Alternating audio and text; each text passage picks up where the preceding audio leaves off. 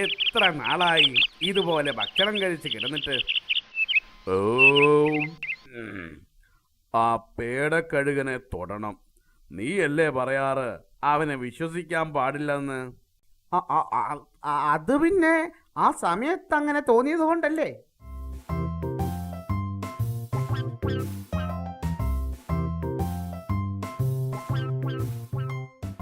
അല്ല, ഭക്ഷണം കഴിച്ച് നിങ്ങൾ ഇങ്ങനെ കിടക്കുകയാ, നമുക്ക് താഴ്വരയിലൊക്കെ ഒന്ന് പോയി വരാം.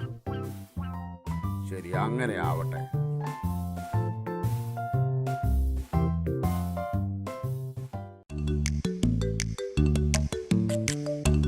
ഈ ഇല്ലിമുളം കാട്ടിലൂടെ നടക്കാൻ എന്തു സുഖം!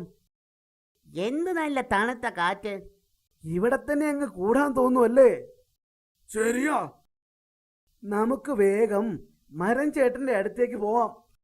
അയ്യോ, നമുക്ക് ഓടി രക്ഷപ്പെടാം. ദാ കണ്ടോ, ഒരു കണ്ടാമൃഗം. നമുക്ക് ഈ പാറക്കിടയിൽ നിന്ന് അവന്റെ നീക്കം വീക്ഷിക്കാം. നിങ്ങൾക്ക് കണ്ടാമൃഗത്തിന്റെ ജീവചരിത്രം അറിയാമോ? ഇല്ല, ഒന്ന് പറഞ്ഞു തന്നെ. കണ്ടാമൃഗത്തിന്റെ കൊമ്പ് കണ്ടില്ലേ? അത് ജീവിതകാലം മുഴുവൻ വളർന്നുകൊണ്ടേയിരിക്കും. ഈ കൊമ്പ് ഉപയോഗിച്ചാണ് അവ ശത്രുക്കളെ ആക്രമിക്കുന്നത്. ഇവർക്ക് കാഴ്ചശക്തി കുറവും ഘ്രാണശക്തി വളരെ കൂടുതലുമാണ്. കൂടാതെ 4-5 വർഷം വെള്ളം കുടിക്കാതെ ജീവിക്കാനും അവയ്ക്ക് കഴിയും. ഇവരുടെ തൊലിക്ക് വളരെ കട്ടി കൂടുതലാ. അത്ഭുതം തന്നെ. ഈ അറിവെങ്ങനെ കിട്ടി? മുമ്പ് ജ്ഞാനിച്ചേട്ടൻ പറഞ്ഞു തന്നതാ. ഇനി നമുക്ക് വേഗം പോകാം.